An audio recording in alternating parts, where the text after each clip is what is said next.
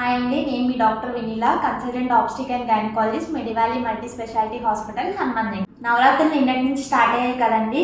నా దగ్గరకు వచ్చిన కొంతమంది పేషెంట్స్ నవరాత్రులు కాదు మేడం, ఫాస్టింగ్ ఉండొచ్చా అని అడుగుతున్నారు. గురించి ఈరోజు మనం తెలుసుకుందాము. బేసిక్గా ఫాస్టింగ్ ఉండే వాళ్ళు ఫస్ట్ మీ డాక్టర్ని కన్సల్ట్ అవ్వండి.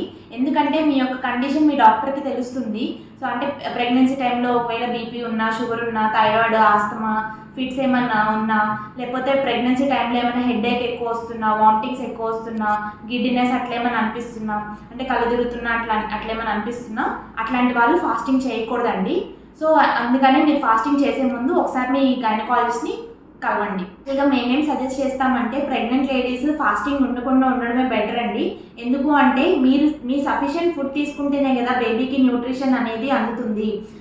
ఒకవేళ కంపల్సరీ ఫాస్టింగ్ చేయాలి అని అనుకునే వాళ్ళు అట్లీస్ట్ లిక్విడ్ డైట్ అయినా తీసుకోండి.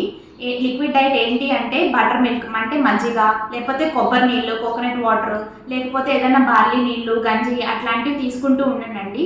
అంటే కంప్లీట్గా ఫుడ్ అవాయిడ్ చేయకండి, అట్లీస్ట్ లిక్విడ్ డైట్ అని తీసుకోండి. ఈ డైట్ తీసుకునేటప్పుడు డైటే కాకుండా రెస్ట్ కూడా మీరు తీసుకుంటూ ఉండాలండి. మధ్య మధ్యలో 2 to 3 అవర్స్ రెస్ట్ తీసుకుంటూ ఉండండి. అంటే పడుకోండి మధ్యలో 2 to 3 అవర్స్. ప్లస్ ఏంటి అంటే బేబీ మూమెంట్స్ కూడా గమనించుకుంటూ ఉండండి. బేబీ మూమెంట్స్ అంతా బాగుంది అంతా అంటే ఫాస్టింగ్ మీరు కంటిన్యూ చేయొచ్చు. బేబీ మూమెంట్స్ కానీ ఒకవేళ తక్కువ అనిపించినా, ప్లస్ ఏంటంటే పొట్ట ఏమైనా టైట్గా అనిపించినా ఫాస్టింగ్ వెంటనే మీరు బ్రేక్ చేసేయండి. అంటే ఏదో ఒకటి తీసుకుంటూ ఉండండి. ఫస్ట్ ఫాస్టింగ్ అంతా అయిపోయాక వెంటనే మీరు షుగర్ ఐటమ్స్ ఏం తీసుకోకండి. ఫస్ట్ తీసుకునేటప్పుడే ప్రోటీన్ రిచ్ డైట్తో, అంటే ఏదైనా శనగలు కానీ, మొలకెత్తని గింజలు కానీ, వెజిటబుల్ సలాడ్ కానీ, ఫ్రూట్ సలాడ్ కానీ అట్లాంటి తీసుకుంటూ ఉండండి. ప్లస్ తర్వాత అయినా నీళ్ళ పదార్థాలు తీసుకుంటూ ఉండండి. స్వీట్స్, షుగర్ ఐటమ్స్, ఇంకేమన్నా బేకరీ ఐటమ్స్, ఫాస్ట్ ఫుడ్స్ అవన్నీ కంప్లీట్గా అవాయిడ్ చేయండి. ఇట్లా ఫాస్టింగ్ ఉన్న వాళ్ళు ఇలాంటి జాగ్రత్తలు పాటిస్తే మీకు మీ బేబీకి ఏం ఎఫెక్ట్ ఉండదండి.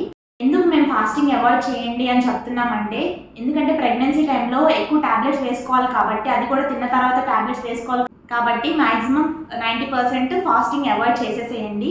స్ట్రెస్ కూడా ఏంటంటే ఫాస్టింగ్ చేయాలని స్ట్రెస్ మైండ్లో ఉంటుంది కాబట్టి ఆ స్ట్రెస్ కూడా అవాయిడ్ చేసేయండి. ఫాస్టింగ్ చేస్తున్నా కొంచెం రెస్ట్ అనేది బాడీకి బ్రెయిన్కి రెస్ట్ ఇవ్వండి.